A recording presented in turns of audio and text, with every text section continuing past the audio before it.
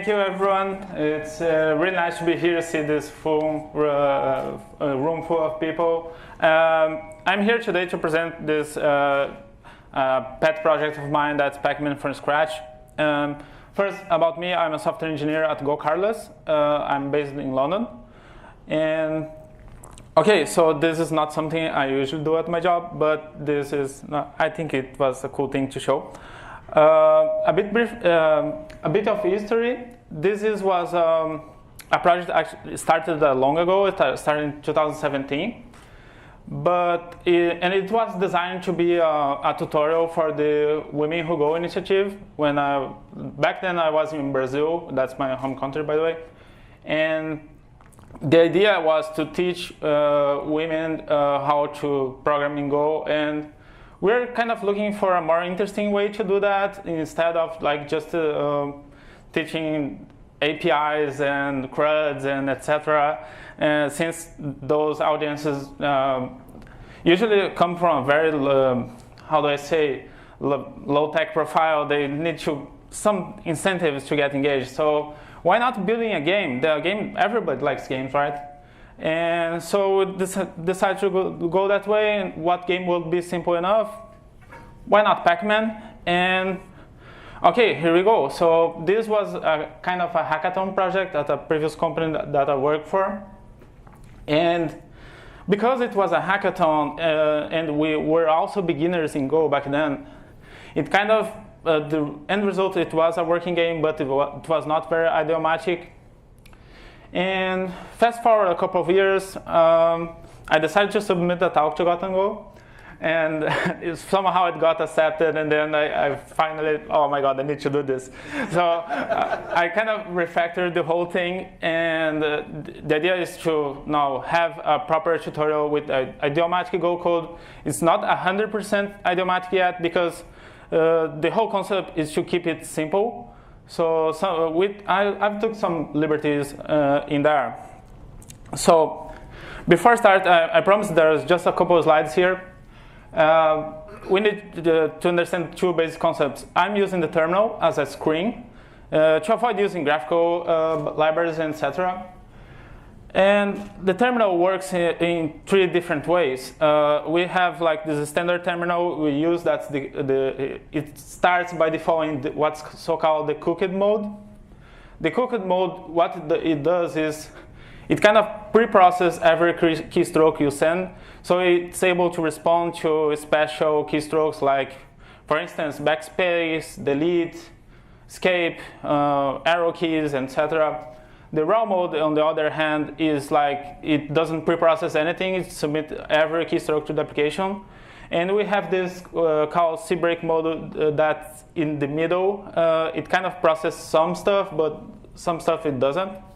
And we will be using that mode. For instance, Ctrl-C is processed by the system in cbreak mode, but the arrow keys are not. We want to capture those strokes so we can process them.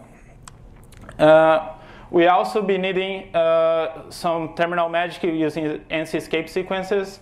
For those who are not familiar with it, it's basically you print some special codes to the terminal and it will respond in a different way. Usually start with an ask and a square bracket and a number of bytes, and those are like commands, like an index to individual commands. For instance, we have commands to clear the screen or move the cursor position. We'll be using that to like plot on the screen and use it like it was a proper graphical interface. So if you want the link to the project is here. I will leave this for 3 seconds, so if you want to take a picture, and then let's go to the code. But I'll put that online later. Actually, the project is already online anyway. So, okay, we have a blank terminal.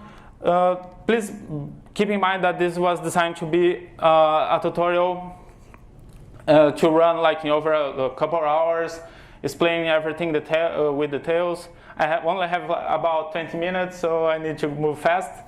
But the idea, the first thing the person will see is like this skeleton of a program, game code. And basically we have some setup, we have a game loop. That's really important. Usually games have this concept of game loop. It's a loop that runs like ad eternal until like the game is over or the user decides to quit. So here is just like we use this opportunity in the tutorial talking about the minimal programming structure in Go, and then here we are interrupting the code with just a break and printing hello. So not much fun in that. So just to make sure it works, hello works. Okay, so moving forward, the first step we need to do is actually read the maze code. We are going to simply take a maze txt file, load it, and use a scanner to read line by line and store it in a string slice. And we are also going to print that. So basically just looking through that array and printing it. Good opportunity to teach about range, operators, scanner, and packages, and a lot of stuff. This is always covered in the tutorial. So then we update the code with the load maze. Nothing very interesting happening here. We just remove the hello world and use the print screen. So let's run step 1. Okay, we have a maze. It doesn't look bad now. I promise it will get better later. But the idea is the hash signs are the walls, the P is the player, G is the ghosts, the dots are the dots in the game, and we have some X's there that are the power-up pills. Those were not implemented in this version of the game, but if you want to submit a pull request, yay. Okay, so next step. We're going to start handling some input here. So the read input code is pretty simple. We just read from standard input to a buffer, and I'm just for this step I'm handling the escape key.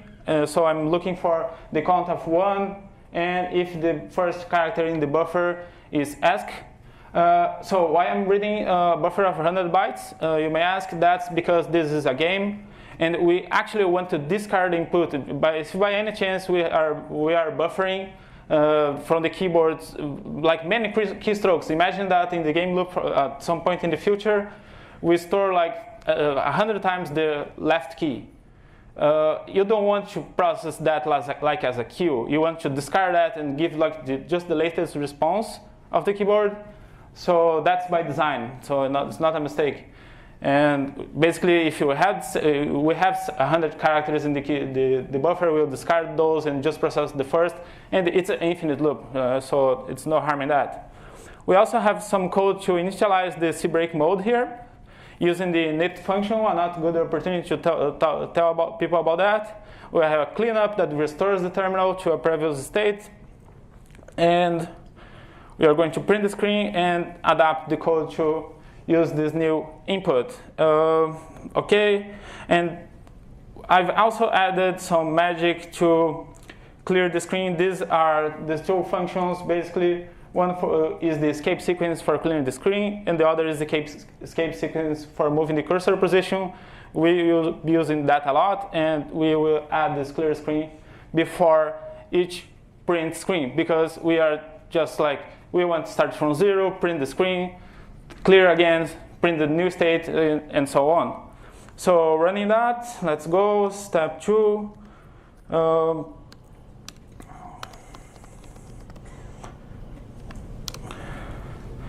Okay, not much interesting, except that the loop is running. You are not seeing anything because we only support the escape key, but I press escape and exit. So let's start make stuff move.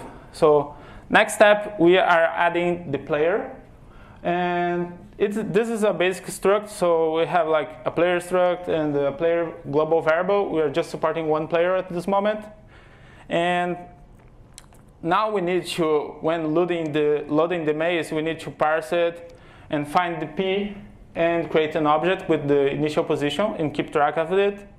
We're also changing the print screen. We can't just like print each line of the maze. We need to make this more dynamic. So for the moment, we're just printing when we find the hash sign, and otherwise we're printing the space character.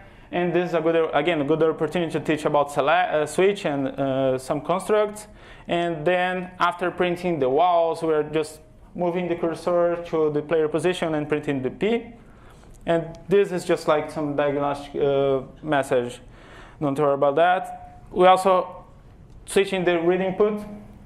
So now we are capturing this, the input, the key codes for the arrow keys. So arrow keys have 3 bytes in length, and they start with an ask and this square bracket, and then each, followed by a letter A, B, C, and D that correspond to each direction.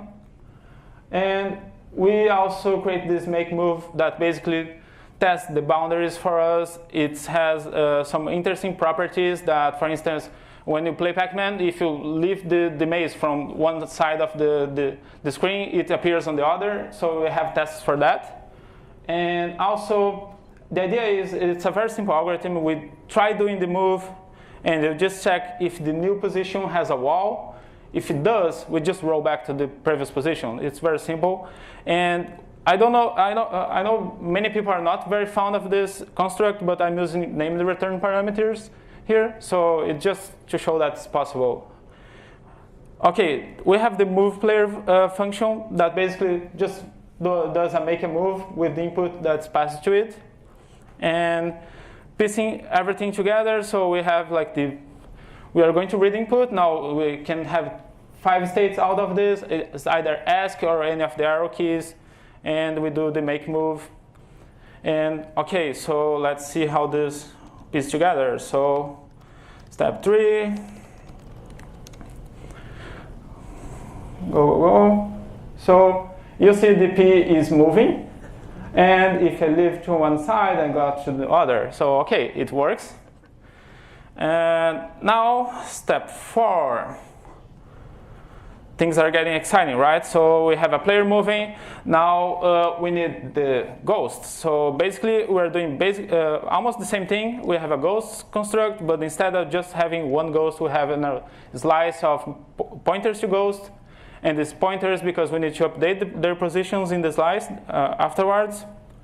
I've just added another case. So every time when the map is loaded, we append a ghost to the ghost slice with their position. And we are using some very high technology AI here that's basically we're generating a random position and using a map to translate it to any of the coordinates. And that as a tutorial gives an opportunity to talk about map, and it has the great side effect that we can use like the move function that we already created before, so it makes pretty easy to implement move ghosts. So we just draw a random direction and make this move, and we update the process movement error in the game loop, so we now have ghost moving. Let's see. Step 4, go run main go. Come on.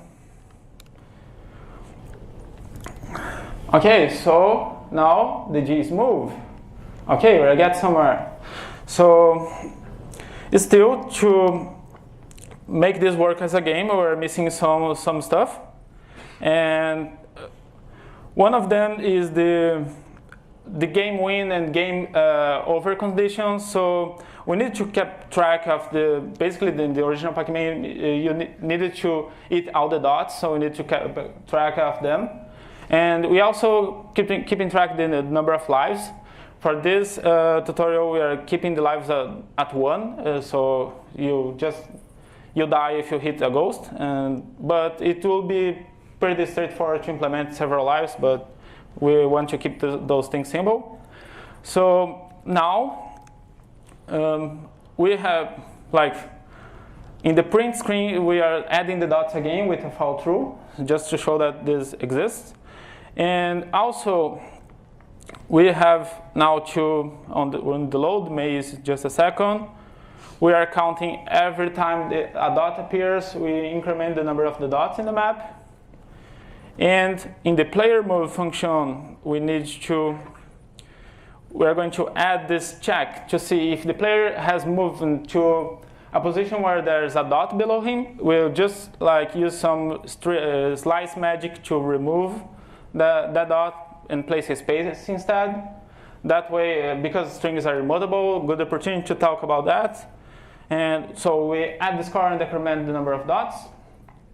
And okay, so moving forward, we are going to add also the collision test to see if at any point in time the player position corresponds to any of the goals. We just set the lives to 0 and kill the player and change the condition here. So basically, let's see that's working. Go run main.go. Come on. So of course, for obvious reason, I diminished the number of dots, so we don't have to wait forever. So yeah, there's this bug with the print that we are printing before the loop happened. So actually, the last move made the game terminate. So it works. We'll fix that later. And if I hit a ghost for some reason, the game's terminated as well. Okay, so now we have a proper game, but this doesn't look very exciting because every time the ghosts only move when I move, right? If you only had some construct, I know, you go to make things work in parallel, I wish we have. Okay, thank God we do, right?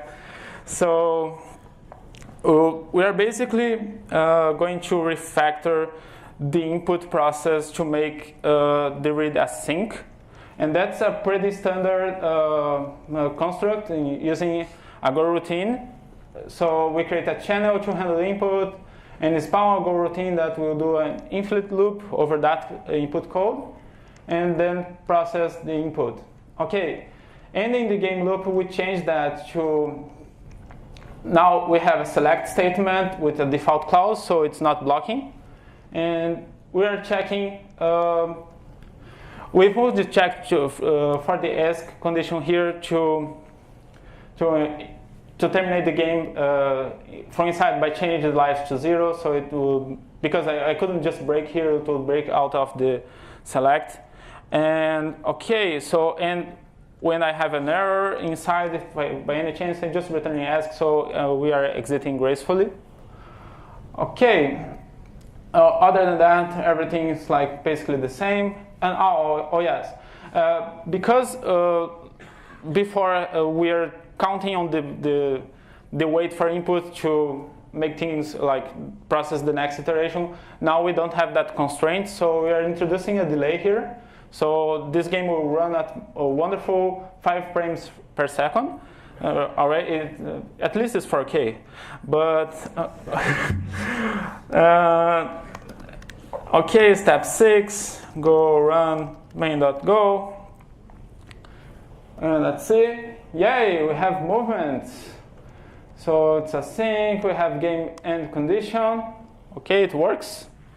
And now the final step. I know I promised emojis. And the idea is we are creating this JSON with mappings, so you can actually customize the things. And one mapping for each of the elements in the map. And the idea now is we'll have this config struct with struct tags and a global variable config. And we have this function that just uses the JSON decoder to populate that. And we are going everywhere in the code and replacing all those hard-coded characters with the actual mappings to the configuration. One thing is important, we have to patch the move cursor function because emojis in the terminal, they actually occupy 2 character spaces. So the idea is to create this use emoji flag, so when it's set to true, it will create this horizontal displacement in the call, so it basically doubles everything, so we can keep everything aligned. And also, if you look at the config JSON file, this space here is like 2 space, so we can make everything like properly aligned. Okay, and we have load config. So basically, the step is we just need to load this in the initialization. And for now, everything is hard-coded, right? But if you want to submit pull request to accept this from the command line, it's supposed to be on the next steps of the project. But okay, let's see. And then, ta-da!